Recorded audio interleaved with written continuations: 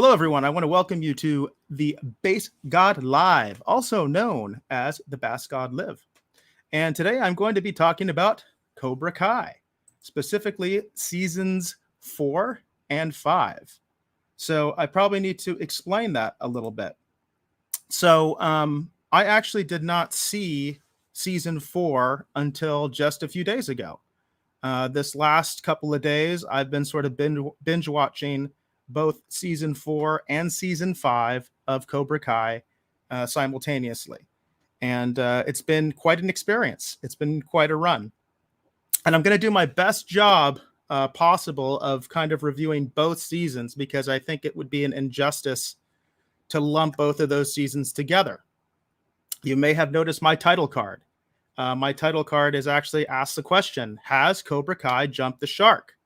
And I think obviously that might lead people to the conclusion that I do have some issues with season 5 of Cobra Kai, but I did not have issues with season 4 as much. So let me give spoiler-free some of my spoiler-free ideas about season 4 versus season 5 of Cobra Kai. I do have some actual notes here for me to let me kind of remember because watching them back to back, it was a little bit it's a little bit difficult to separate the two. So I'm going to do my best here. I've got some of the synopsis from the various episodes of each season.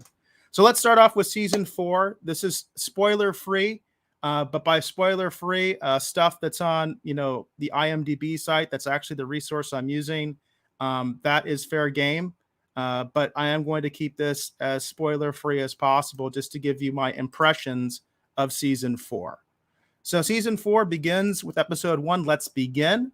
The IMDb synopsis reads, Miyagi-Do, Eagle Fang, and Cobra Kai are training for the All-Valley Karate Tournament. So, of course, this kind of just introduces us to the major players that we're going to be seeing in Season 4.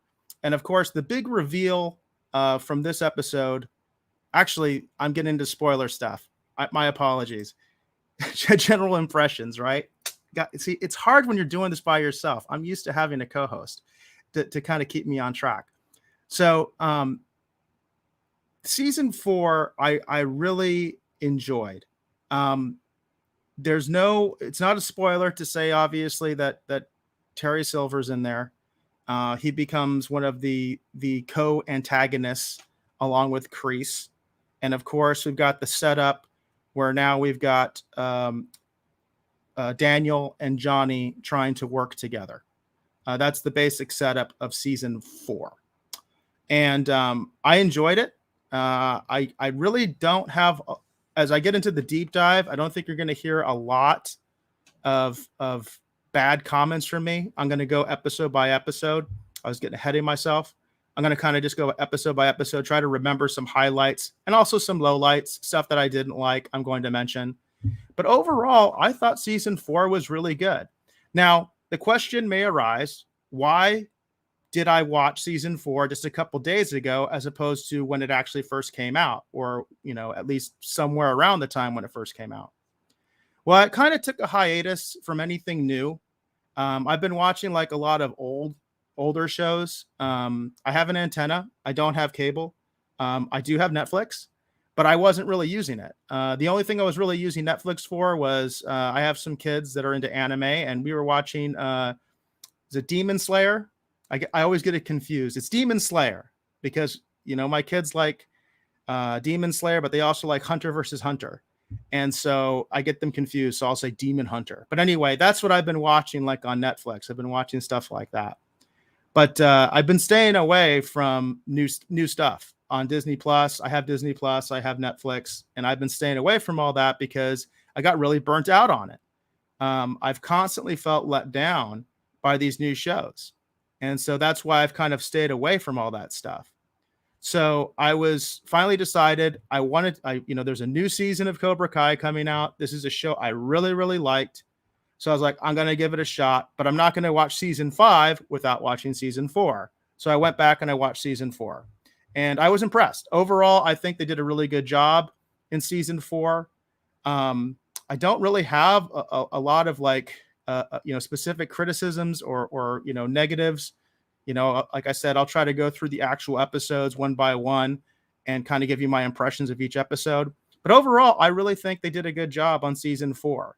I like the dynamic between Daniel and Johnny. I don't think they overplayed it one way or the other. That doesn't give away anything. I don't think they really overplayed it. I think they kind of stayed true to the characters and how the characters are and the core of those characters. So I think they did a really good job. And I'm a big Johnny fan. I really like Johnny. I love the original Karate Kid movies, and I love Daniel in the original Karate Kid movies. But I feel like Cobra Kai is supposed to be Johnny's story. And that we'll get into some stuff later in the spoiler section for season 5 and some issues that I'm having with the series as it progresses. But season 4, I thought they did a really good job. I think the interplay between the two was good. I like the interplay between Kreese and Terry. I thought they did a good job with that. I thought they did a good job, delving more into their backstory of why they're friends. I mean, we all kind of know why they're friends. We know that from the movies. They served in Vietnam together. But it was just, I thought they did a really good job explaining that kind of stuff. Oh, and I got a comment from my friend Robert. He says Facebook is not working. All right. So that stinks. All right. So I don't know what's up with that. So Facebook, if anybody is on Facebook and is trying to comment on the show, my partner, Robert McVeigh, has confirmed to me that Facebook is not on. He said the sound is good on Facebook. And he did leave a message, but I don't see it. So I am not getting the Facebook messages. I want to put that out there to anybody that's watching me on Facebook. I do a multicast. So I'm on YouTube, I'm on Facebook, I'm on Twitch, and I'm on Twitter. I know Twitter, I cannot get the comments. And I know that's a StreamYard thing that they just took that away like months ago. I didn't realize the problem with Facebook. I actually tried to contact StreamYard about that, and I'm going to contact them again because they kind of gave me the runaround. So something's up with that, and I don't know what it is. I don't know if it's a Facebook issue or it's a StreamYard issue, but I'm going to try to get on that because that does kind of stink, because I know that there are probably people that want to watch this on Facebook rather than YouTube. But I appreciate that, Robert. Thank you for letting me know, and I will get on StreamYard again to see what the deal is with that. Yeah, he said you just can't leave messages on Facebook, but I guess I am getting out. Yeah, that's a shame because I have a lot of Facebook friends, and who knows, maybe some of them want to reach out and talk about Cobra Kai, or maybe they just want to say hi. Who knows? But apparently you folks in Facebook land, I am not getting your comments, which kind of stinks. I kind of wonder what's going on with Twitch. I wonder if Twitch I can still get comments, but I never get any Twitch viewers hardly anyway. No problem. Thanks, Rob. Appreciate that. So, again, in regards to season 4 of Cobra Kai, I feel like they did a really good job. Again, the dynamic between Daniel and Johnny, I think they stayed true to the characters. I think for the most part, the story arcs of the different students and the kids were good. I liked the introduction of one of the new characters. I'll get more to that in the spoilers. I did like the way that they kind of flipped the script again.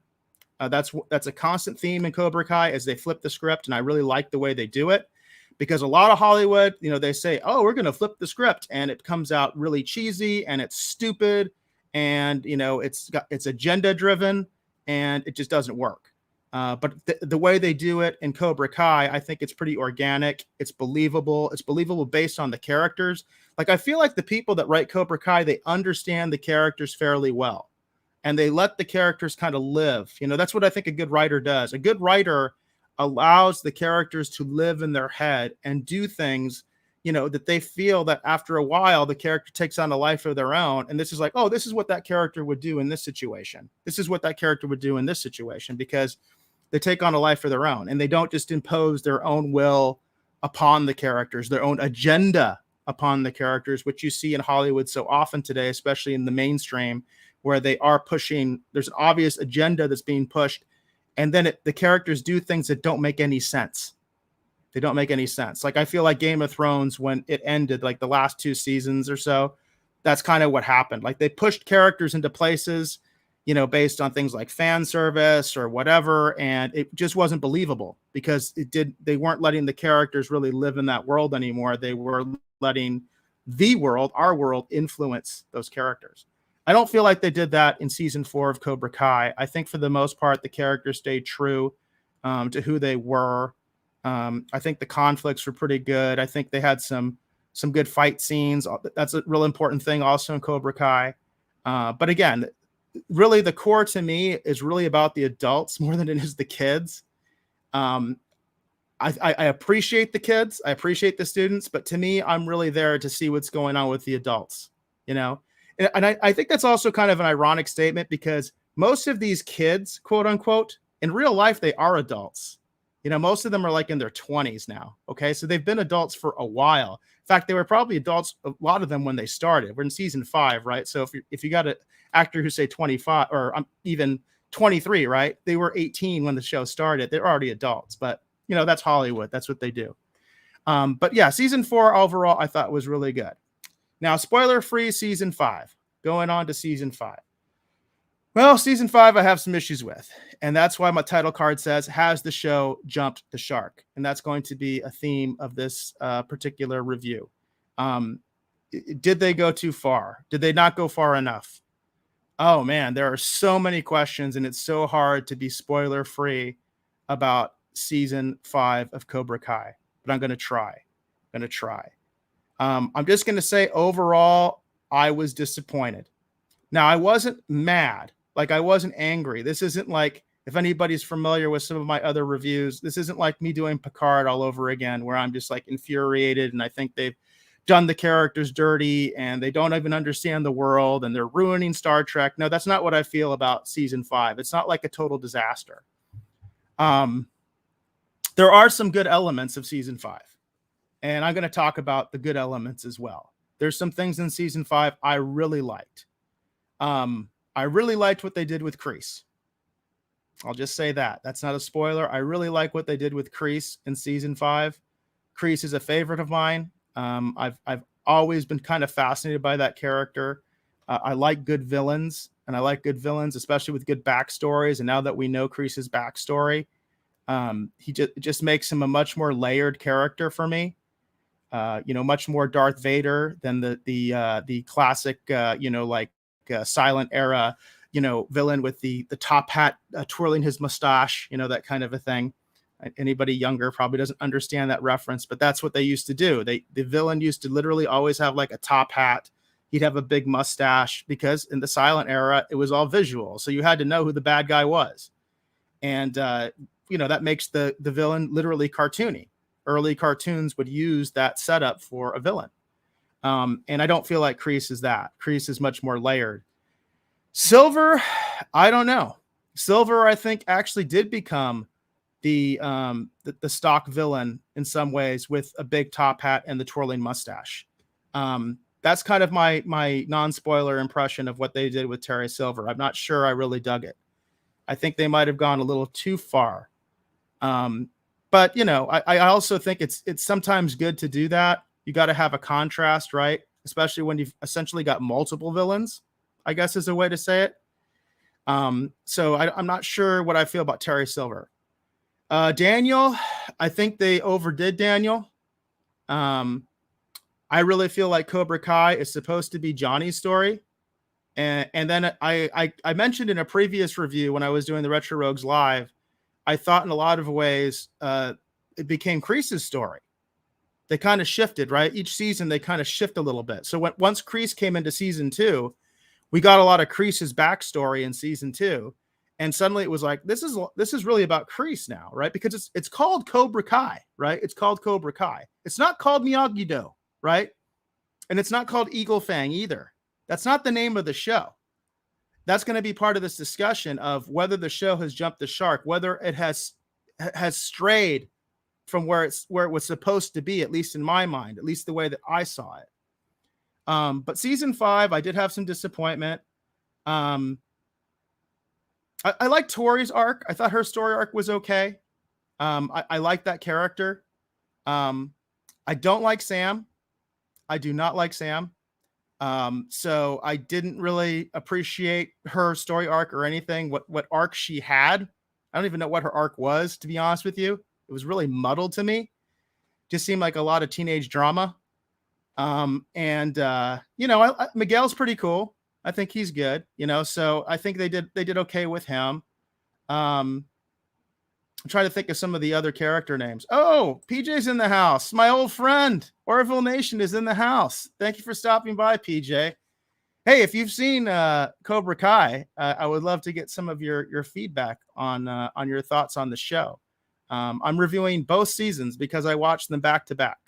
I just got finished watching them last night, so they're fairly fresh in my mind. And PJ, if you have any input at all, I'd love to hear what you have to say. And I really appreciate you coming on the show, PJ, and giving me a shout out and saying hi. I really appreciate that, PJ. Thank you very much. Thank you very much. I really appreciate that. And I hope we can talk on the phone soon. Actually, I would love to talk to you. But I'm trying to think of all the characters. I do have a little cheat sheet here. So Robbie, I don't know what I think about what they did with Robbie. I don't know. Hawk is one that really gets to me, also known as Eli. I do not like what they did with Hawk. I don't like it. I don't think they did the character right. I think again, this is still spoiler free, but I don't like where Hawk ends up, and I don't like how he got there. I don't like either one. And that's something worth talking about when you're doing a review, when you're talking about story. There's sometimes an issue with how the character got to that point, and then there's also an issue of the point that they're at. Game of Thrones is another great example of this. So like in Game of Thrones, one of the big issues I had with the ending of Game of Thrones was characters did things and ended up in places that did not feel earned. They didn't feel like it made any sense. It wasn't that I was upset necessarily that the character ended up in that place. It's just that it wasn't believable anymore that they did end up in that place. They didn't establish like the path, and it just didn't make any sense to me. It was like, this is stupid. This is like Hollywood trope, terrible writing. And you could definitely see in Game of Thrones when they ran out of the novel material and started to have to make stuff up on their own. It's very obvious, I think, for Game of Thrones fans.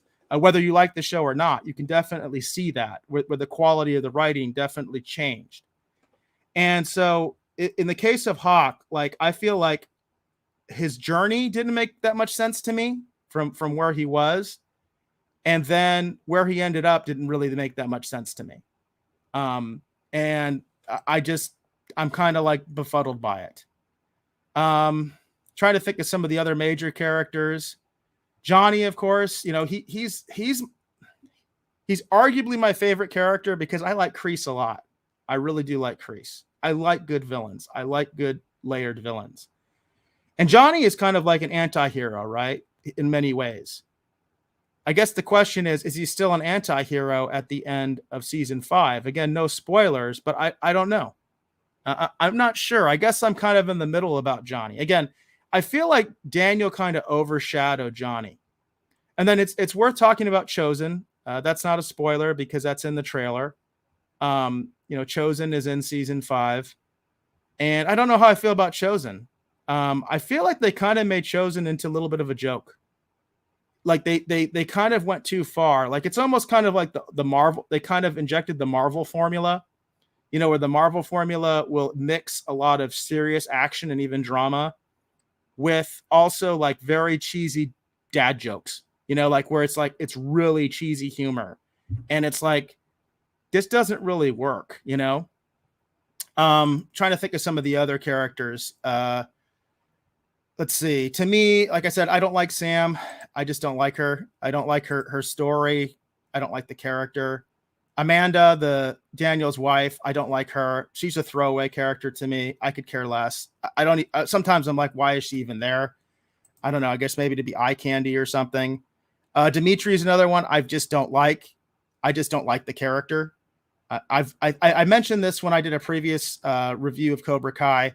He just kind of reminds me of some people, some of them I actually liked. Some of them are my friends, to be honest with you, but I know that personality and I don't like it because it's a very condescending personality that he has.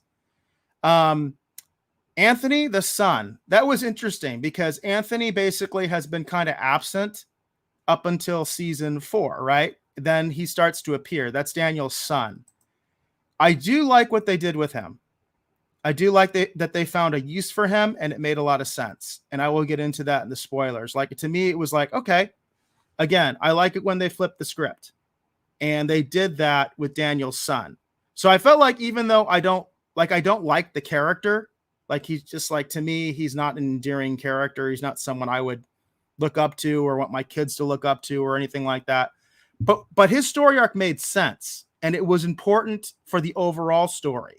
So I actually will say that I did like what they ended up doing with Anthony, Daniel's son. Terry Silver, again, I thought that he was maybe like he became too two-dimensional. That's what I'll say about Terry. I think he felt he became like a two-dimensional character. They didn't layer him very well. Carmen's okay. Carmen's okay. I mean, I don't think that she does anything great or bad for the show. She is something that's important for Johnny's character. So in that case, I do agree with that. I do think that she serves a purpose. I think she serves more of a purpose than Daniel's wife, to be honest with you. I think she serves more of a purpose than Amanda. Amanda's just kind of there and kind of just gets in the way, and then she's not in the way, and it's kind of weird. PJ says Cobra Kai rocks. I agree with you, but my question is really, does it still rock? Did it rock, or does it still rock? Now, you do say rock, so you're saying present, but I'm not sure if I agree with you, PJ. I'm not sure. I think I'm going to be on the fence here. That's what this is going to come down to. PJ also is very, very kind. He says, very well done. It says, everyone should learn from the Cobra Kai showrunners. And I agree with you, PJ. Again, I do think that these guys do have a good understanding of their characters.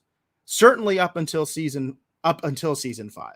Like season 4, I think that they still very much understood the characters. They didn't do anything that didn't make sense. Nobody was inappropriately overshadowing anybody else.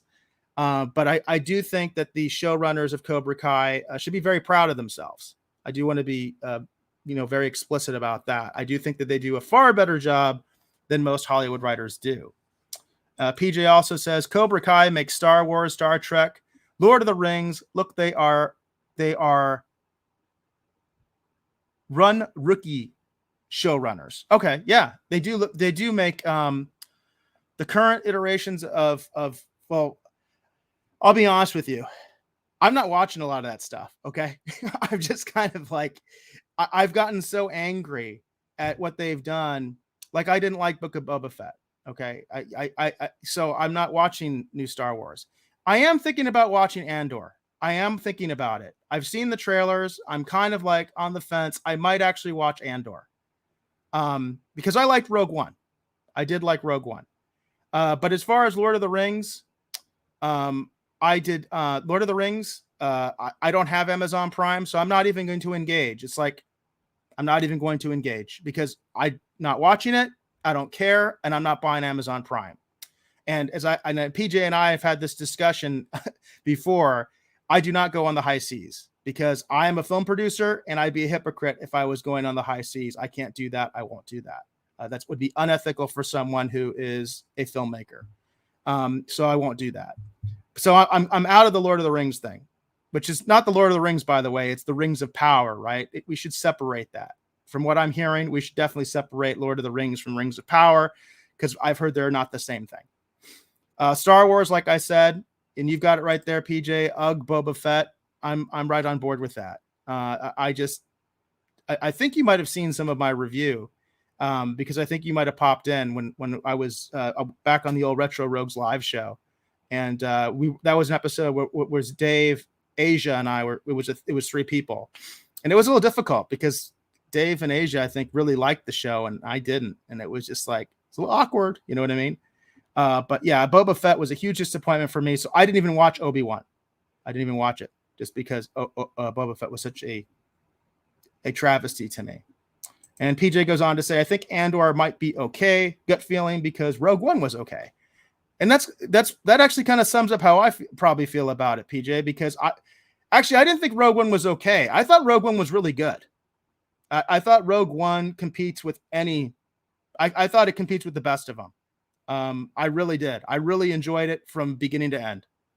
It's not just about the end scene to me. A lot of people say that. I'm like, nope, I like the whole movie. I love the space battle. I love the ground battle. Thought they did a fantastic job. I own Rogue One.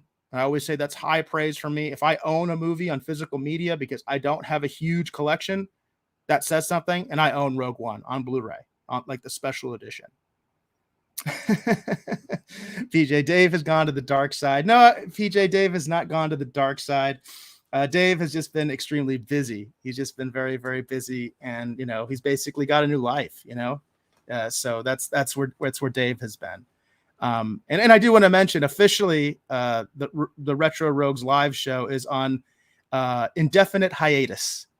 There's never been a discussion where we said we're never doing it again or anything like that. It's just that Dave is extremely busy and he's got other things to do. If that changes, I'll let anybody know. I'll let everybody know that I can. But that's just the status of it right now. Now, moving on again back to Cobra Kai. The new character, Kenny, I really did like him. I won't do any spoilers until I get into the deep dive, but I actually did think Kenny's story arc was very interesting. And I would say most of the other characters, do they really matter? I don't know. I mean, you've got like Sam's friends. I don't like Sam, so I don't like her friends. I just leave it at that. There were a couple characters they kind of just threw out there, there were a couple characters that they kind of just threw out there, throughout the show that never went anywhere. And I'll probably get into that a little bit more with the deep dive. But overall, I have a mixed feeling about season 5. I do feel, again, I think the biggest thing I want to say is I do feel like Daniel kind of overshadowed Johnny a little bit. And that's not cool to me. That's just not cool to me. But I did like what they did with Kreese. I thought what they did with Kreese was awesome. Absolutely awesome. And even if, if I had to like recommend or not recommend, I'm going to recommend it just so you can see what they did with Kreese. So ultimately, I am going to give both seasons a recommend. Okay. And that's the end of non-spoilers. I'm going to get into spoilers in a second. Yeah, PJ. So I understand what you're saying. Yeah, you were saying Dave went to the dark side because he liked Boba Fett, Yeah, I'll be honest with you. I don't get it. I just don't get it. And by the way, all the Retro Rogues live episodes are still archived on my channel. You can still watch them. They're still available. So if anybody's curious what I thought about the Book of Boba Fett and how that panel went, because there were 3 of us, please check it out. Check out our review of the Book of Boba Fett. And it's interesting because it was a divided panel, and it is what it is, I do hope to, at least in the future, maybe have some guests on this show. I want to put it out again that Robert, my partner, and I are going to be doing a brand new show called The Bad Bob Show.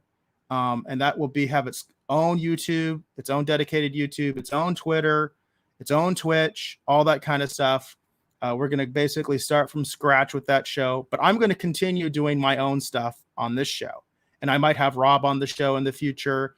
PJ, I'd love to have you on the show in the future. I think that would be a lot of fun because it's been a long time since we talked. And I know you are into other things besides the Orville. And I'm sorry to say, I still have not seen the latest season of the Orville. And that goes back to why I hadn't seen the latest season of Cobra Kai. I just got into this funk and I did not want to watch any more new stuff because it was just depressing the heck out of me. I kept getting disappointed. And so I decided to kind of retreat, regroup. I've been trying to lose weight. I've been going to the gym, that kind of stuff. I was like, I've got to kind of recenter myself and then come back refreshed and be able to be somewhat positive. Even if I'm negative about some stuff, I'm always going to be gloomy Gus sometimes. That's just the way I am. Robert and I talk about that sometimes. I'm always going to be a little bit of a gloomy Gus, but I don't want to be like super, super, super depressing. And PJ says, I would be honored. I would be honored, PJ. I would be honored. I would really love for us to do something again. And I apologize publicly about the fact that I wasn't there for reviewing the latest season of the Orville, because I wanted to, but ultimately I just was not in the right headspace. I had to like get away from all that stuff for a while. And to be honest with you, I still have a little bit of anxiety about watching the latest season of the Orville, because I have heard mixed things. I don't live in a bubble, so I do hear things, and some people, from what I took, didn't think it was up to par, and I think other people loved it. So I do want to check it out. And then of course that would also involve going back and looking at your reviews of the show as well, because I don't want to. I'm trying to have it both ways, because I don't really want to be spoiled either, right? So. And you say I don't have to apologize, PJ. I absolutely do, and I absolutely will, and I absolutely am apologizing. But you also mentioned you got to watch the entire season. I do plan to, PJ. I do plan to actually watch. I do have the Disney bundle, so I've got Disney Plus. I've got ESPN Plus, unfortunately, which ESPN Plus is worthless. I will always say that on the air until they fix that darn thing. At the very least, ESPN Plus should have ESPN3. Which all ESPN3 is it's the web content that the people get, if they have the cable subscription. I do not get it. ESPN Plus is such a waste, but it has so much potential. And then of course Hulu. So I have Hulu. So I do plan to watch the Orville, the latest season of the Orville. And you say some people checked out in the controversial episode. Interesting. I wonder if I would have been one of those people. That makes me interested in figuring out how I would react to it. And so they didn't finish the season. Yeah, shows do that, PJ. Shows do that where they take a risk, right? And sometimes that risk pays off and sometimes it doesn't. Sometimes they go in a weird direction. And my Cobra Kai review, something similar like to that happened to me with Cobra Kai.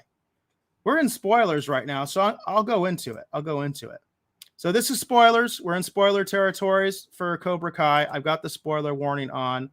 I'm even going to take down the show banner just so everybody can see we are in spoiler territory here, okay? Because PJ, you talked about with the Orville, you said some people checked out in the controversial episode. They didn't finish the season. So I'm going to get right to it because this is topical. So the very last episode of Cobra Kai. Okay. Let me get the name of the episode. I got my little cheat sheet here. The last episode is Head of the Snake. And the IMDb synopsis says, a fight night erupts in the valley as Johnny, Daniel, Chosen, and their students summon all their skills and strengths to expose Terry and take him down. Which, by the way, isn't a great description of the episode. Yeah, PJ says, FY, it pays off to finish the season, even if someone didn't like some episodes. And he mentions episode 9 and 10 are epic Orville.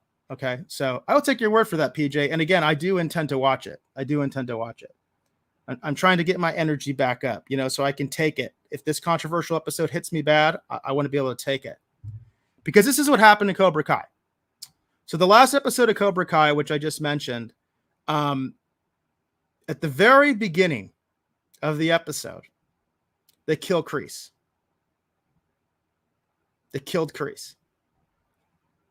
And I was so pissed. I was like, this is bull. This is crap. This is like my favorite character right now. Because I kind of mentioned there's some things I did with Johnny that I was like, oh, I'm not sure anymore, because Johnny's always been my man. To me, it's supposed to be the Johnny and Kreese show. That's what Cobra Kai is to me. It's the Johnny and Kreese show, because who's Cobra Kai from the original movie? It's Kreese and it's Johnny. Okay. That's Cobra Kai. The name of the show is Cobra Kai. When they killed Kreese, okay, and Kreese had been falsely imprisoned, he had been framed by Terry Silver, right? So Kreese has been wronged. He has legitimately been wronged. Okay. And they did some really cool things with Kreese, where Kreese basically was, he was trying to basically kind of like put a snow job on the counselor And he was like, trying to tell her everything he wanted to hear so he'd get out early. And she saw right through him. And she didn't recommend him for early release. And Kreese is older. I don't know how old Kreese is supposed to be, but the actor is 76. Okay. I was just looking this up before the show. So we can assume Kreese is he's like 75. He's in his 70s. Okay. And so Kreese is like, I'm going to die in here. If I don't get early release, I'm going to die in here. And it turned something in him, right? It turned something in him when she said she wasn't going to help him. And at least that's what we were led to believe, right? Because then we see this montage where he's having this breakthrough. He's seen people from his past. We got to see the regenerated youthful Johnny, which was a big shock to me, which was a pleasant shock, right? To see Johnny young, and Kreese is like talking to him, but he's actually talking to the counselor. I thought that scene was really interesting. But of course, he basically decides he's going to take over, right? He's sick of trying to play the nice guy because that's what it didn't work. And then he takes over. He beats up all these guys in the prison and he becomes the king. And everybody now calls him sensei in prison. That was so badass to me. You talk about such a badass moment when Kreese beat up all those thugs in prison and made them call him, because they were mocking him, calling him sensei. Remember, they were calling him sensei, but they were mocking him. Oh, sensei, you're the sensei, right? Then all of a sudden it's like, yes, sensei. Like they now he's like, they respect him because he beat the crap out of them, And then when they killed him, I was like, oh, and I want to mention one other thing that's important. I like Tori. I kind of like Tori. And I like the dynamic between Kreese and Tori. And I wanted more of that. I really wanted more of that because there is something between Kreese and Tori, and it's not romance. It's not romance. They weren't going that way. There is like a father-daughter relationship between Tori and Kreese. There is something there. And if there is a season 6, which who knows what there'll be a season 6 or not. In a lot of ways, it feels like there maybe even shouldn't be a season 6, but they did kind of leave the door open. I really want to see them explore that more because there's something there between Tori and Kreese. That there is a relationship there that's actually good. And PJ, you agree with me? Yes, there is. There's something there between Tori and Kreese that I really like, that I really dig. And also it's kind of like if they wanted to go with like a redemption story, because Kreese, obviously the thing that tears up Kreese the most is messing up with Johnny. The fact that Johnny hates him. That's the thing that probably hurt. That's probably the only thing that really hurts Kreese, right? Is the fact that Johnny doesn't want him, But he still has Tori, Yeah, like you said, he has looked out for her since he met her. The scene where he confronts Daniel's wife, Amanda, in the grocery store was priceless. Again, because I don't even like that character. I don't like Daniel's wife. So when he confronted her because that bitch got Tori fired, because guess what? You do not show up at people's job, okay? I don't care who you are. I don't care what the situation is. You do not show up at somebody's job and cause drama, right? And get them fired, That to me just shows what a classless, bitch Amanda is. That's one reason I don't like her. You know what I mean? I get it. This girl was fighting her daughter. There's no contest. You're going to choose your daughter over anybody, but she's just stirring up trouble. She's telling Daniel, don't stir up trouble. Then she does the same thing. So it's kind of funny. I wonder if the writers really understand what they're doing when they do these things sometimes, or if they kind of just giving their characters a free pass. But PJ, you in a previous comment, you said it was shocking, right? When Kreese died, but then you said, no, he can't be dead. That's not what I said. Okay. When I saw it, I was like, oh my God, he's clearly dead. Because I don't know if you remember the scene, but it looked like his face was pale. He looked dead. To me, he looked like that was it. And I was like, that's the end of Kreese? Seriously? That's the end of Kreese? So what I was about to do, PJ, was I was going to just turn it off. I was so pissed. I was just like, they've done it to me again. The mainstream media has done it to me again. They just killed my favorite character. He went out like a bitch. You know what I mean? And this sucks. You know what I mean? I was like, this sucks. I was so angry, and I almost turned it off. And I almost just turned it off. But if I had turned it off, I would have missed the best moment of season 5 of Cobra Kai, which is Kreese faked it. He faked the whole thing. And he actually had just used some jelly that he had, like, basically kind of like almost like, like the Hollywood blood packs. In Hollywood, they have the blood packs that explode. He had made he had improvised one of those under his clothing. And, he was supposed to be shanked, right? But it was just jelly, right? And yeah, PJ agrees with me. It was the best moment. It was so satisfying. Yep, you're right. Jello. And they had a big thing about the Jello, right? That was a big thing with the guy that was trying to pick on Kreese when he was trying to be good. Because this guy had no idea who he's dealing with. This guy is a Vietnam vet, okay? And it's like this guy had no idea who he was dealing with. But it was so satisfying when Kreese just basically got up, right? He beats the crap out of the guards, takes the doctor's uniform, the coroner's uniform, and just walks out like nothing. Just walks out. And they were playing the Frank Sinatra song, I Did It My Way, which I love that song. I absolutely love that song. I love it when Frank Sinatra sings it.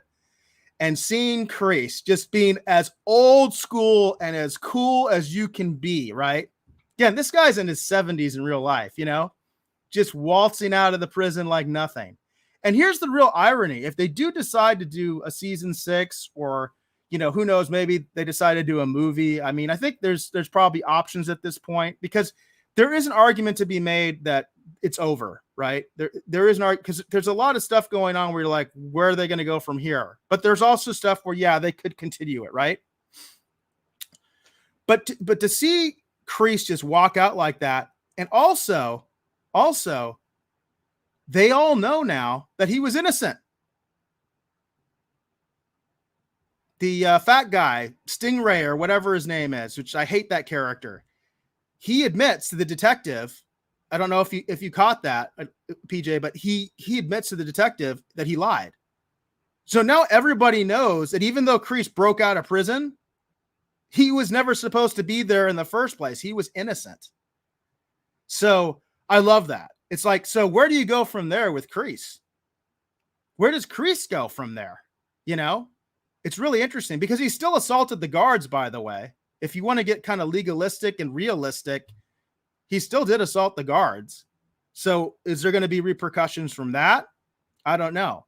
I actually don't know where they go from here with Cobra Kai. That's also kind of one of my issues. It's like, there's enough there that there's stuff to go to. In fact, I read a Variety article where the showrunners were talking about the possibility of season 6, because they have not been renewed as of yesterday, because that's when I read the article.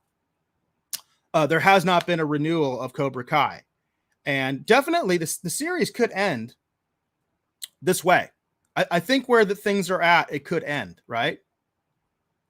But PJ says the writers actually care, bro. And it's like, yes, they do. I agree with that. I think the writers care. I've heard a lot of stories where the writers, for them, the Karate Kid is their Star Wars. I've heard that quote many, many times. It's their Star Wars. They believe in that universe. It's important to them. And so they really, they call it the Miyagi verse. I've read articles about this where they're very into it.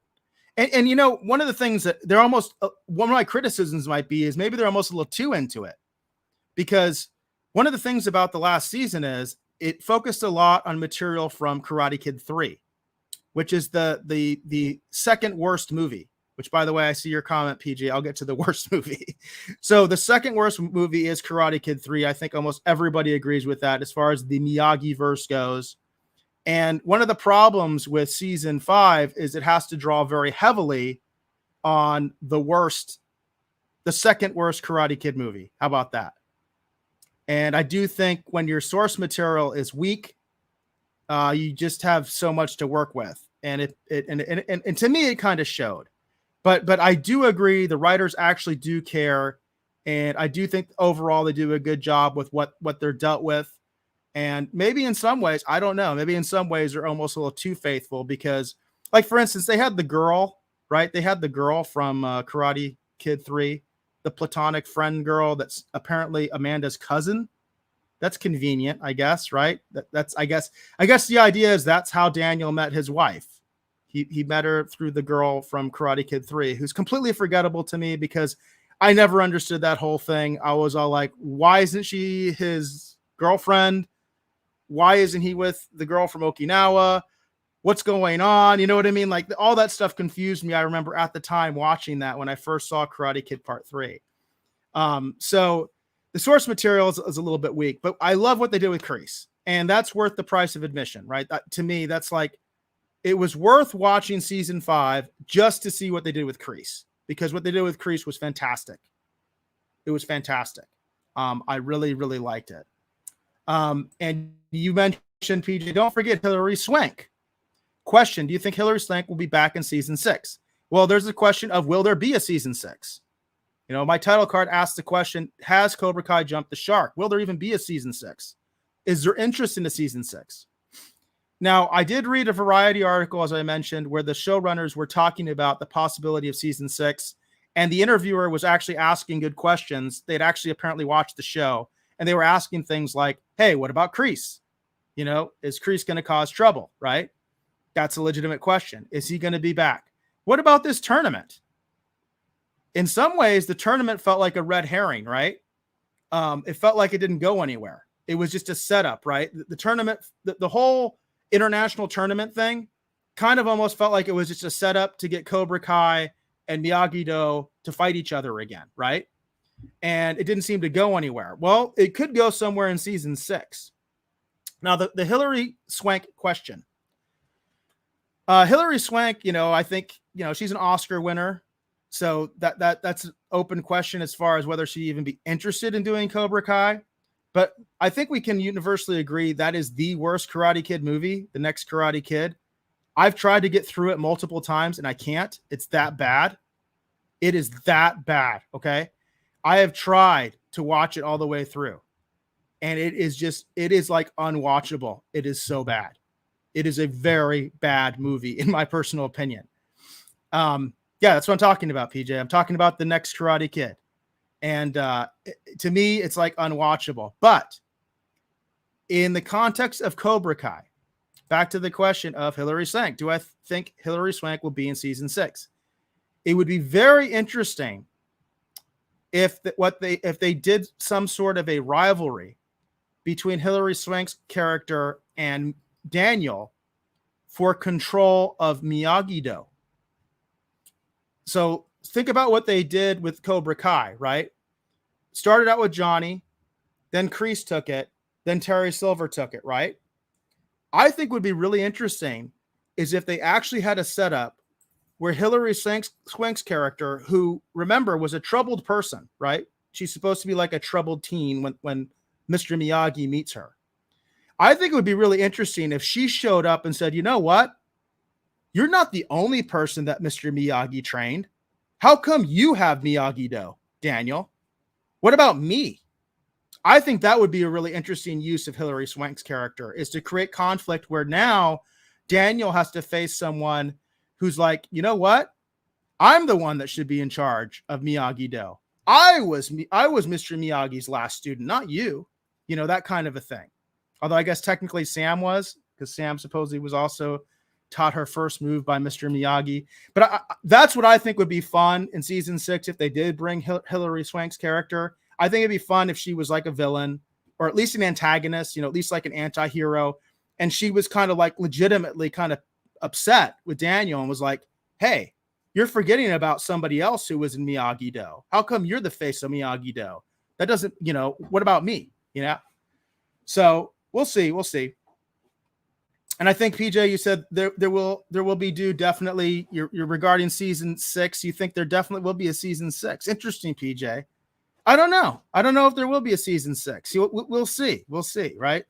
They'll announce it fairly soon. That's been Netflix pattern with Cobra Kai. It won't take long. Like if we don't hear something in the next week or two, we know that something's up, right? Because they have announced the next season of Cobra Kai. They've greenlit the next season of Cobra Kai very quickly on Netflix. They don't let them linger for a long time because it has been a big success for the network. It really has. PJ goes on to say we'll get several more seasons. I don't know, PJ. Do you really think there's enough juice left? I mean, Hilary Swank is one we just talked about. That's someone else they could bring in. Who else are they going to bring in at this point? Who else are they going to bring in? I'll tell you right now, I wasn't very impressed with the new villain, the female martial arts master. I wasn't that impressed with her, to be honest with you.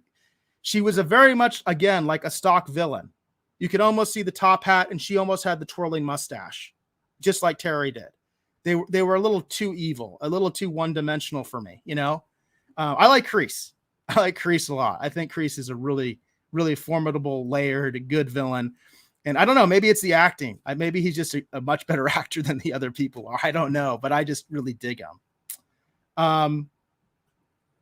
Hey, Hollywood is here. Hey, Eric. Hi, everyone. Hi, PJ. Hollywood, thank you for stopping by. I really appreciate it. If you came in late, we are talking about Cobra Kai. I'm in the spoiler section. I watched season 4 and season 5 back to back. And I had to go straight to the end because of a point that PJ made. And I was talking about Kreese. And I can't say enough good things about the character. And kudos, real kudos to the actor, to Martin Kove. Martin Kove has done a fantastic job portraying Kreese. And the writers have given him great material. We got to give the props to the writers because they've given him fantastic material to work with. And I think he really rose to the occasion. And I really think he did a good job. Donnie's in the house. Donnie says, hello, Eric and all. Hope everyone is well. Donnie, I can't speak for anybody else, but I'm doing okay. Things could be better, but things could be much worse as well. Always have to keep that perspective. So PJ, you thought my pitch was interesting, huh? You like the idea of Hillary coming in and actually having a fight for Miyagi-Do. I think that would be an interesting, again, what is Cobra Kai really about? Flipping the script. They constantly flip the script. One of the things that I really liked in season 4, and it continued a little bit into season 5, but it was more in season 4, was Daniel's son. And the fact that Daniel's son was a bully. And I love the fact that he was bullying a guy who went to Cobra Kai. And the fact that people that are bullied are going to Cobra Kai. That's been something since the beginning, right? That's Miguel. Miguel was getting bullied. That's Johnny's first student, right? A lot of people that are bullied actually end up in Cobra Kai. And the fact that Daniel's son, who, by the way, has really no respect for Miyagi-Do, right? He'd rather play video games. He never learned anything like Samantha did. I'll give Samantha that. At least Samantha was learning karate and respected Mr. Miyagi. But his son, he's kind of just a normal, I wouldn't say even normal kid. He's like a below average kid, in my opinion. There's really nothing remarkable about him, except he's bullying this poor kid, right? That's one of the new characters that we should actually talk about at least a little bit, because I thought his story arc was interesting. That's Kenny, right? Daniel's son was bullying Kenny. So, but again, flipping the script. Okay, that's what I was trying to say, is flipping the script. I think it would be interesting to see a fight for Miyagi-Do, and a legitimate fight for Miyagi-Do, because Hilary Swank's character would have a legitimate claim on Miyagi-Do. It would even be interesting if they did something like, we find out that the will was contested or something like that. Like maybe even Daniel did something a little bit wrong.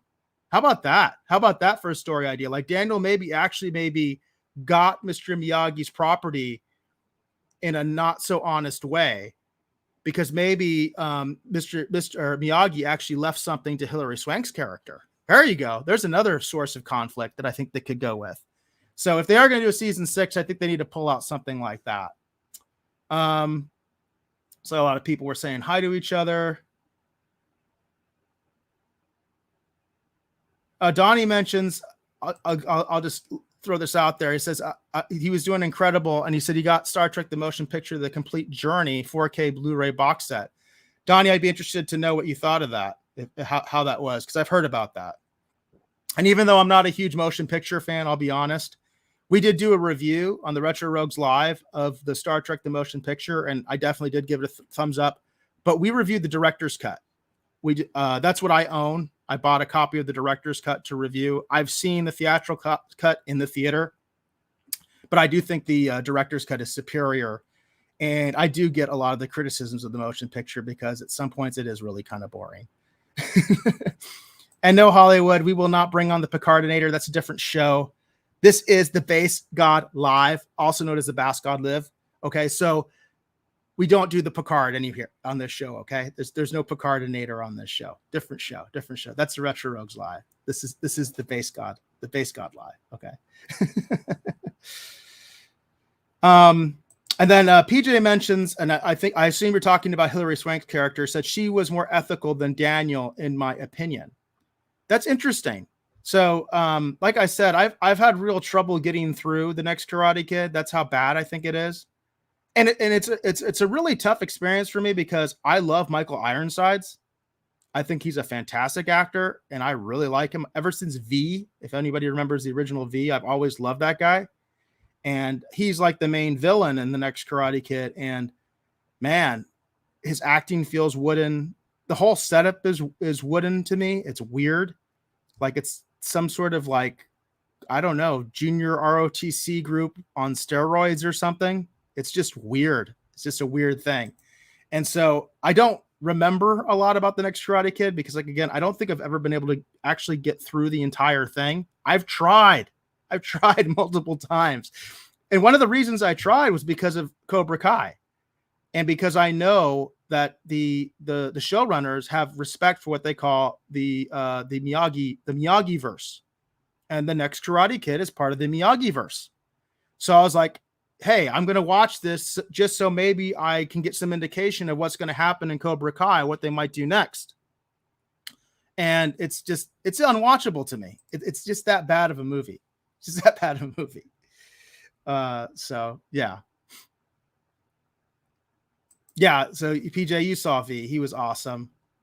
Oh, and you said he's been sick. I didn't know that, but you said you think he is better now. I hope he's better now. He does great stuff. I think he's awesome. He's really good in Starship Troopers too. That's another movie that I actually own, and he's fantastic in that as well.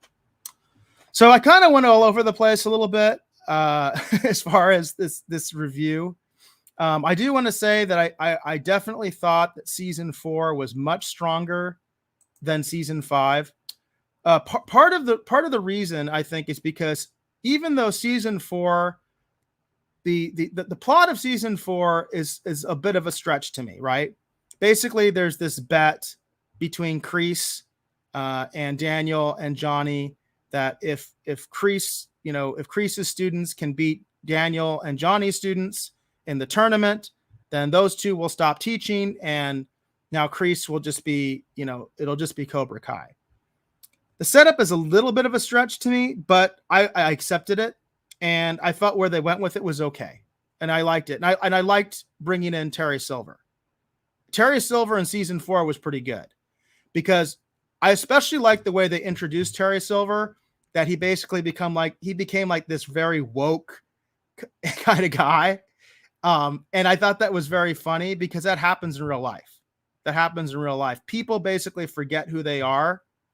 They put on airs, they put on a facade to quote unquote be happy. And I don't know if you noticed, but one of the subtle things I noticed is that Terry has like this pill bottle all the time. So that tells me he probably has like a bad ulcer or something like that. Like you can see he's always like taking medication. And it's not like actually what it's probably like Xanax, right? Or something like that. Like he's taking something to like deaden himself so he can accept this blah, blah world that he lives in, right? And I love how Kreese just sort of like wakes him up out of that. And it's like, this isn't who you are.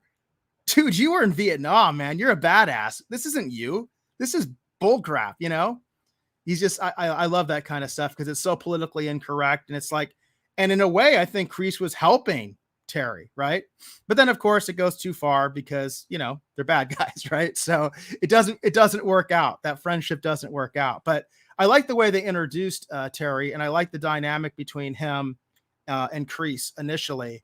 And then I thought it was interesting. I mean, the idea that Terry is so bad that he would betray his best friend, the guy who saved his life.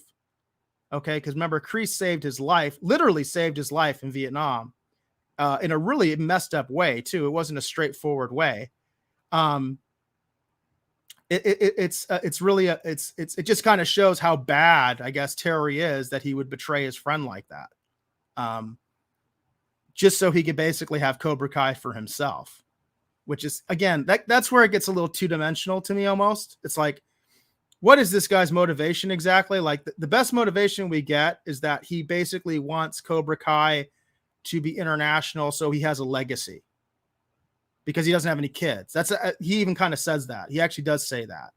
This is my plan. This is why I want to do this. I don't have any kids, so I want to have Cobra Kai go on forever, and then that will make me live forever. I guess that's kind of his idea.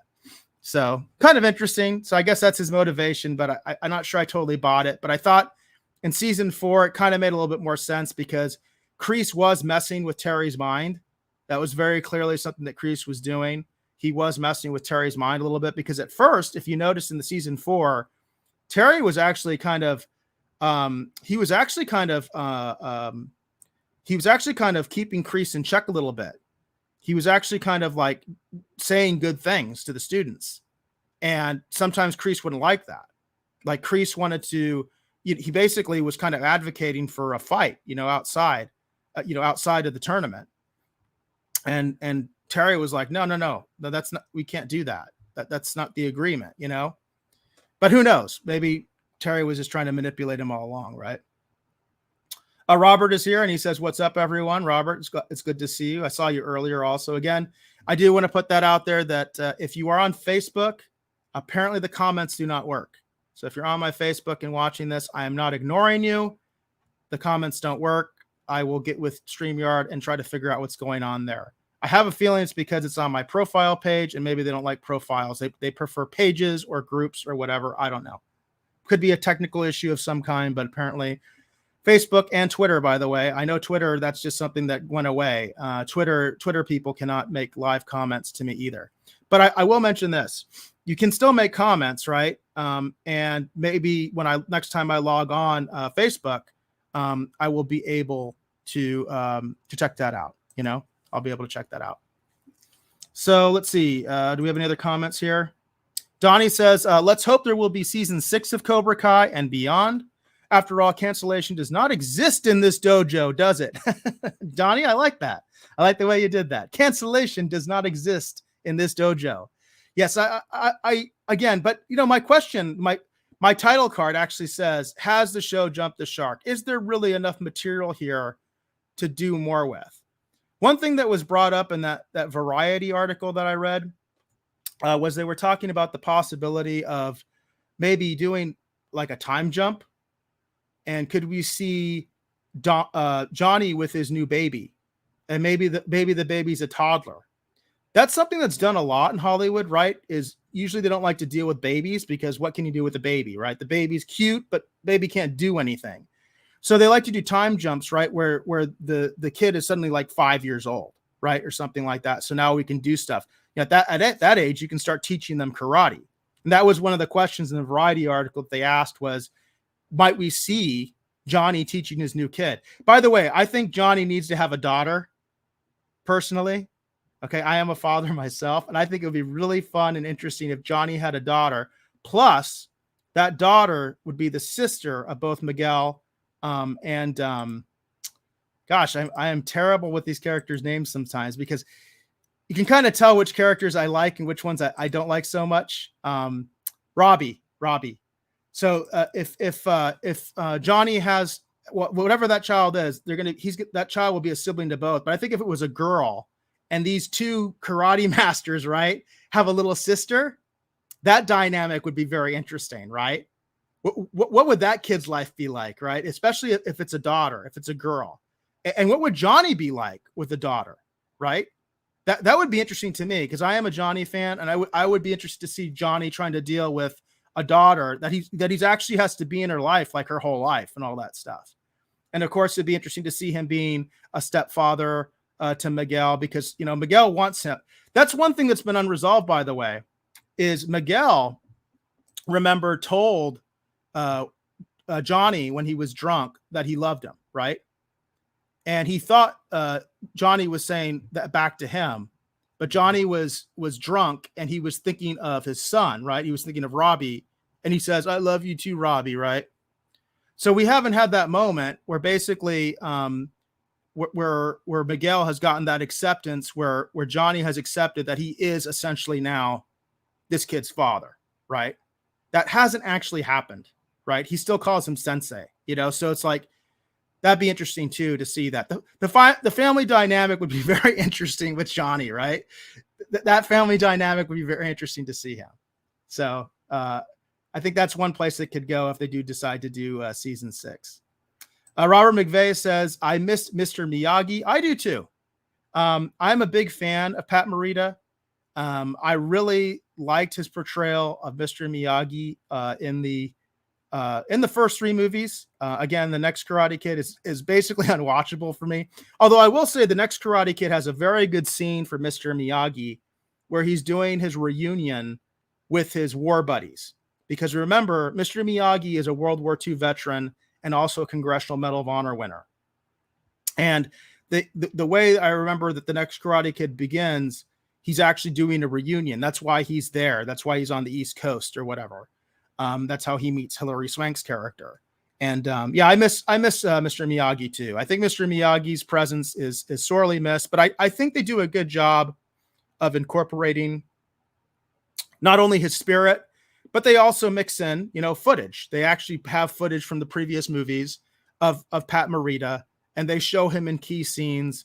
So he's still there, as a spirit, he's still there. And I like that. And I do miss the character a lot. He was a very good character. He's sorely missed. Let's see. Rocio, and I'm not trying to even try to butcher your last name, but Rocio says Miguel and Robbie are stepbrothers. Are they? Are they? One other question that I would be interested in is Johnny actually going to marry this woman? Or are they just shacking up? It would be a very Johnny thing to do to not get married, don't you think? Because that's the way Johnny kind of is. So there's a real question in my mind is Johnny actually going to marry Carmen? Right? Is he actually going to marry Carmen? And is he actually going to accept, Miguel officially as his son? As his stepson, but also as his son, because I think Miguel already sees Johnny as his dad, right? We had that whole story arc happen, right? Where Miguel tried to find his real dad and found out his real dad's a scumbag, right? And who came and rescued him? It was Johnny, but it was also Johnny's son, right? And of course, there was a lot of issues and repercussions from that. But Robbie and Miguel have now, they've mended those fences. And so it'll be interesting to see if they do a season 6. I would like to see, is Johnny going to step up completely? Is he going to marry this woman? Is this going to be his family? Because it would be a very Johnny thing to do, to just shack up, I think, I think that's just kind of the way he is sometimes. So I think that's, I'm not sure if I really have anything else to say about season 4 or season 5. Again, I will say that season 4 to me is much stronger than season 5. I did feel the biggest thing I felt about season 5 that disappointed me was that Terry was two-dimensional as a villain. I think Daniel overshadowed Johnny a little bit, but Kreese is what saves it. Kreese is still a badass at the end. And he's still bad, but he's also got redeeming qualities. We know that he in his heart, he actually does love Johnny. He does kind of think of Johnny like his son. But I also feel like he feels like Tori is like a daughter or even a granddaughter at this point, right? In fact, they say that, right? That's how she gets in. The way that Tori gets in to visit Kreese is she tells everybody that that's my grandpa. And I think that would be really neat to have that develop and really show how Kreese actually really does care about Tori. And it's not a romantic thing. It's not a perv thing. It's like this guy really actually does care about this girl. Like he sees something in her. You know, one other thing I think would be interesting is, in my mind, just kind of going with that angle, is if Tori ends up joining the military. I think that would be really interesting. With her criminal record, she might not be able to, but you know, it's Hollywood, so they might figure something out, right? I think that would be kind of interesting path to go on too, is if she ended up joining the military, you know. But I don't know. I don't think the writers would go there. I think the most obvious route is they actually do something with this international tournament. You know, they show some of the funny moments of like maybe Johnny like changing diapers and him freaking out and all that kind of stuff. And, you know, I could kind of see stuff like that. But again, I personally like the idea if they brought in the Hilary Swank character that she actually becomes sort of an antagonist and she actually kind of challenges Daniel for not only like Miyagi-Do, but like maybe even the whole Miyagi estate. Like there's like it comes out that maybe like Daniel even did something wrong. Like maybe he cheated this woman, you know. That would be a great, again, flipping the script, because I think Cobra Kai is great at flipping the script. Rocio asks, who do you like more, Johnny or Daniel? Johnny. But I want to say now, okay? It's like I grew up loving Karate Kid, and I definitely was on Daniel's side in Karate Kid. I haven't changed that. I know some people kind of go back. There was a whole thing about like, hey, Johnny's the hero in Karate Kid. No, he's not. That's a joke, okay? That's like a meme. That's just a joke. You know, there's a whole video about that. It's very entertaining. I recommend people check it out. I don't remember who did it. It was done a long time ago. But as far as the original movies, I was definitely a Daniel fan, okay? But now I feel like Cobra Kai was supposed to be Johnny's story, and then it kind of became Kreese's story. And I've been liking that. It is called Cobra Kai. I just want to emphasize that the show is called Cobra Kai. That's the one criticism I have, is I feel that the writers maybe lost a little bit of that, because Daniel was the one who took out Terry Silver. And in my mind, you know, what I really wanted to see was I wanted to see Kreese come at the end. And what I wanted to see actually happen was I wanted to see him protecting Tori. What I think would have been really cool is if Terry was beating everybody up, because we know he's capable of it, right? He did beat up Johnny. He kind of cold-cocked him, but he also beat up Daniel basically in a fair fight, okay? Because Daniel knew he was there, and he did beat Daniel in a fair fight. And it would have been really interesting if he had just beaten up everybody and like he's about to like kill Tori or something like that. And then Kreese just comes flying out of nowhere and just kicks his ass. Like I thought that would have been really cool. That's probably the way I would have gone with it. And I thought almost that was what was going to happen. Like basically when Kreese tells Tori the last time they're in the prison together talking, and he kind of basically tells her, which he's told her a couple times now, you do what you want to do. Okay. I'm done telling you what to do. And I think Kreese feels like, hey, when I tell people, these kids what to do, bad things happen. So you know what? I actually care about this girl. You do what you think you have to do, because you have to do what you need to do to survive. Because Tori has to rely on herself, right? He knows that. What is he going to do in prison for her, right? There's not much he can do for him. There's nothing really he can do for her while he's in prison, right? So he kind of tells her, you know, you kind of have to do what you have to do. And she's upset, right? She's like, oh, well, that's what I get for trusting someone. And I felt like they were setting something up that Kreese would, in the end, come and rescue her. And I kind of feel like that's kind of what should still happen. Like if season 6 happens, I feel like if they did end Kreese, to give him a badass death, which by the way, they haven't crossed that line yet, right? No characters died.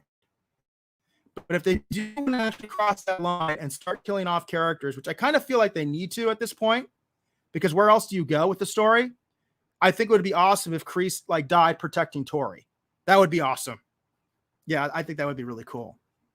Rocio says, Robbie is the best. I love Miyagi-Do. Oh, and you love Sam. Okay. So Sam is probably my least favorite character. I'm going to be honest with you, Rocio.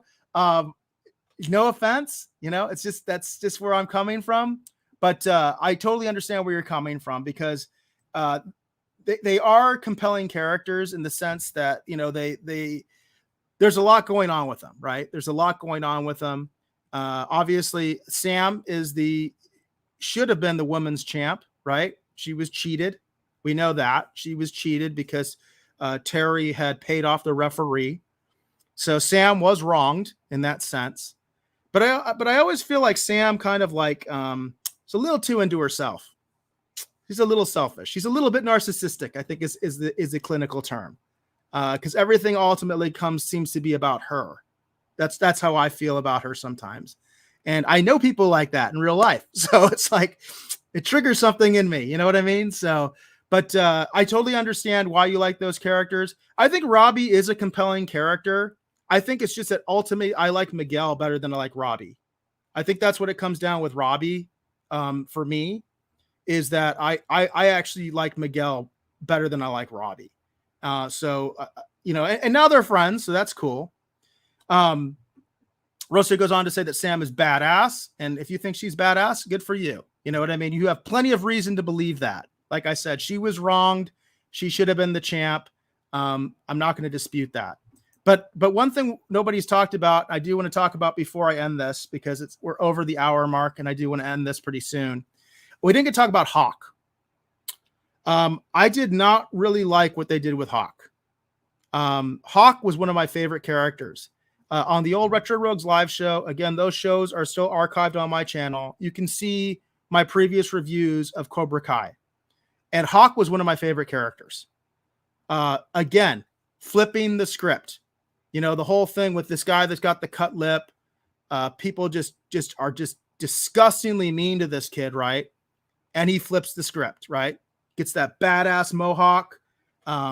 He's got a tattoo on his back. He's getting the women, right, at one point. And he's just such a badass, right? And this is Johnny. This is Johnny's influence, right? He wants to make this guy cool. It's not enough just to be good at karate. You got to make the guy cool, like Johnny is. Because Johnny in his mind is like the coolest person in the world, right? And so I felt like Hawk initially was really one of my favorite characters.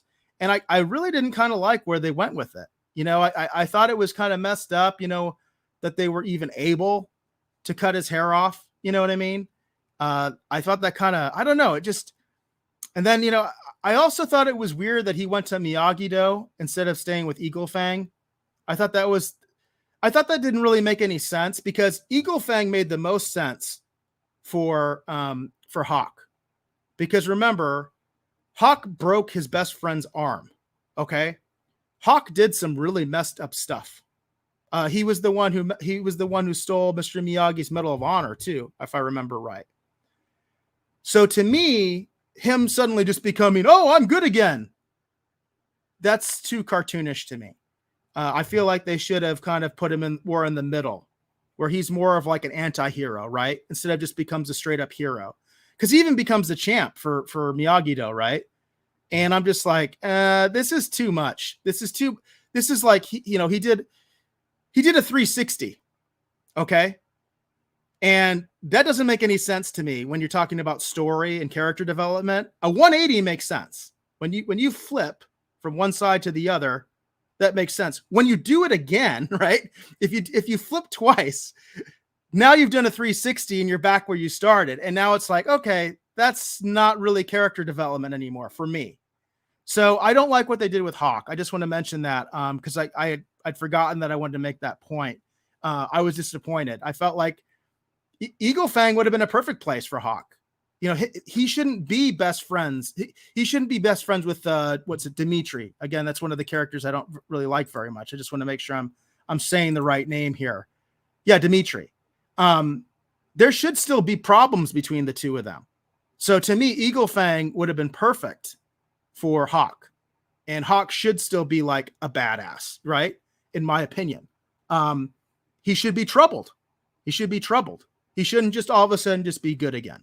I guess that's my point. Donnie says, I love the entire Cobra Kai cast of characters, to be honest. And Donnie, that's fine. I'm in some ways I'm nitpicking, because it's not like I really hate any of these characters. Because I would, that's just too strong a word. Some of the characters I don't feel like serve a real purpose. Like I don't know what purpose Amanda really fills other than to maybe get in Daniel's way, and then she's not in his way, and it gets confusing. I guess she's just supposed to be, I don't know. Okay, I won't go there. I was going to say something. I won't go there. But it's not like I really hate any of these characters, but there's definitely characters I like more than others. And there's definitely characters I don't really like. You know what I mean? So I'm kind of all over the place. Again, my favorites are definitely going to be, I'm going to have to go with Kreese as number one. If anybody else wants to get on this, we can talk about our top three characters. So mine would be Kreese, Johnny. Who would be number three for me? That's tough. By the way, that's not necessarily in particular order because it depends on the season, right? But it's like Johnny, Kreese. Gosh, it would have been Hawk, but it's not Hawk anymore. I can say that. My top three would have been, Hawk would have been in there, but now he's not. So I'll go with Miguel. I do like Miguel. I think Miguel's a solid character. I like him. He's Johnny's first student. He brought Johnny back. So those are my top three. And then Rocio says, I guess Hawk, I'm sure you mean Hawk, went to stay with Dimitri. Yeah, I mean, obviously those two were friends growing up, but let's be honest, okay? I know I had a falling out with my best friend growing up, okay? And in real life, guess what? We never made amends. He was friendly to me, but he never apologized for being mean to me. He was mean to me in junior high. He didn't bully me. It wasn't that bad. But my best friend in elementary school, he ostracized me in junior high. Again, it wasn't so bad that he was bullying me, but that never made up. Hawk broke his best friend's arm in a fight, okay? I don't think you come back from that. I'm sorry. I just don't think you come back from that. That's kind of my issue. And Rocio says, as far as top three, okay, so Rocio's top three characters for Cobra Kai are Sam, Robbie, and Miguel. So, hey, we agree on Miguel. So we both have Miguel in our top three. That's awesome. And that's a great list. I mean, Sam and Miguel are both champs, right? If you want to look at it that way, because Sam should have been a champ, right? She definitely should have been a champ. She was robbed. Miguel was one of the champs. Poor Robbie can't seem to get a break when it comes to that, though, right? If you're a Robbie fan, right, he can't seem to win a championship. I'm just saying, he can never seem to win a championship.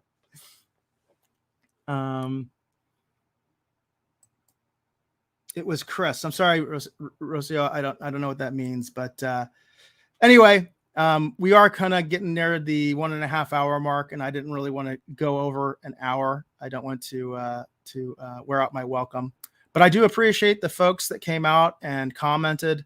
That makes the show a lot more fun. So I'm not just talking to myself. A lot of what I'm doing right now is I'm just trying to put out regular content. So the algorithm gods will maybe give my channel a little bit of love. And again, I have multiple channels. I do broadcast as Base God 14, but on YouTube. You can find me on Twitter. You can find me on Twitch. And I do also broadcast from my Facebook profile, but that's my personal profile that I also broadcast from. So I appreciate everybody coming out tonight, making comments. I think there were some great comments tonight. Again, I am a Cobra Kai fan. I will end again by saying that season 4, I think, was much stronger than season 5, but it's all about Kreese. For me, it's all about Kreese. I love Kreese. I love what they did with Kreese. And anything else that I might say about the show, any little nitpicking and criticisms, hey, they took care of Kreese. Kreese is still badass. He's still awesome. And, Cobra Kai will never die. And I think I'll leave that as the last word from me. Do we have any more comments? Hollywood Jackson just says, good night to everyone. Good night to you, Hollywood Jackson. I appreciate you being out here tonight. And thank you for everyone who commented on the show.